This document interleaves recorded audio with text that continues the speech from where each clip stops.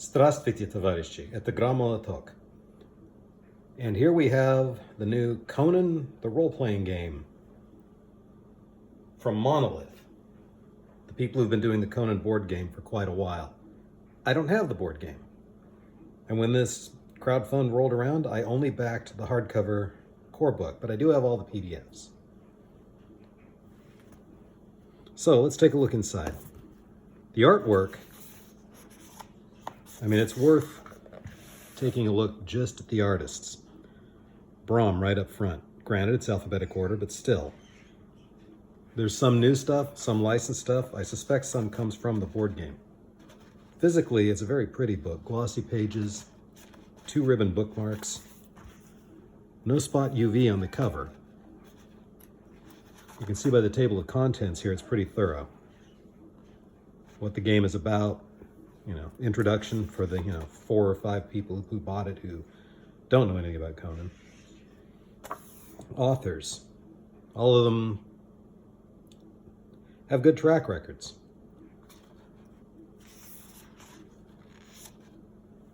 I mean, look at that artwork. We have the introduction. We have stuff about the characters. Taking a look at character creation, you work from an origin. You have things like from the hills, from the steppes, from parts unknown if you don't have anything else to choose. You buy equipment. Equipment is interesting. You've got skills. I should back up. After you've chosen your origin, from the blood of Jebel Sag, there are some sorceress and non-sorceress origins here. Some more sorcerer than others. You have 4 stats: might, edge, grit, and wits. These determine some of your other values. Your origin also factors into these, and then you choose skills. The skills are more like what a D20 player might call feats. And you don't have any skills like a typical role-playing game would. You have your starting skills. You have everything rolls off of one of your stats. And what the skills do is maybe add something to your stats, maybe add something to your speed. Starting equipment is interesting because you basically start with just a couple of things and you pretty much choose.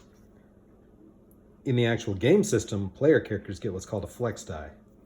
You roll it alongside. Those of you who played games like Savage Worlds are already familiar with this, except when the flex die maxes out, you get to choose a reaction there rather than it adding to anything. It's a trigger more than it is an actual die roll.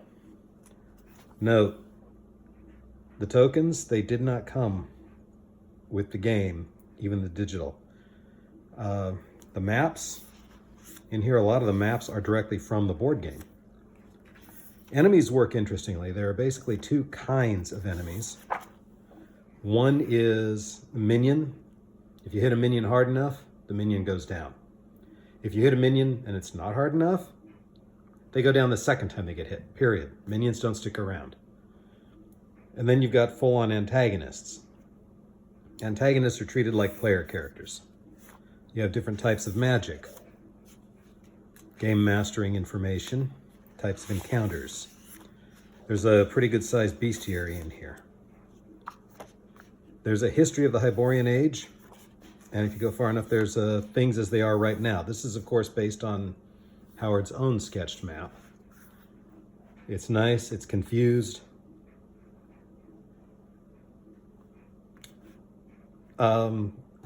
It fits the vibe that it's confused, that it's not clean lines drawn somewhere. It's rough. It's got all the lovely little art around the edge. It makes you feel like you're in a time before GPS. So here we have the modern day. There's the Dreaming West. Each country broken down briefly. The game is set during the reign of King Conan. There is a ton of room for adventure in the Hyborian Age. One of the things I love. You can go all the way back to Kull in the Atlantean days, and there's all kinds of room. Yes, we have these big, larger-than-life characters, but they aren't everywhere. There's all kinds of things you can do. There are a few tales back here, including one of which is available in the Kickstart. See, this map is directly from the board game. And they were nice enough to repeat stats for all the antagonists in the individual adventures, so you don't have to flip back and forth if you're running out of the book. Then there's a few advanced rules here that you can use. Funny thing, advanced skills. Starting, legendary, and sorcery are the 3 skill types. Advanced skills are if you're ready to move on from legendary. Technically, you don't have to have any legendary skills to have advanced skills, but these things were left in the back for things. Now, oh yes, and some rather nice character sheets.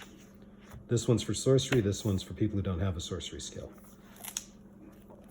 You get into the origins, and here's the first thing I really thought about. It's a pretty complete system. You got lots of room. There is no origin that gives you any kind of boating capabilities. No sailors. Want to play somebody in the Turanian Navy on the Viliette? Not going to happen. Actually, I take that back. It can happen, but there's no support in the book for it. Nor is it penalized. There's just no support. Barachon Pirate, same thing. You can do it. There's nothing in the book to specifically support it. What that says to me is if the books do well, there will be more expansions. And they'll give us those and a few other origins that you can think of that might be missing.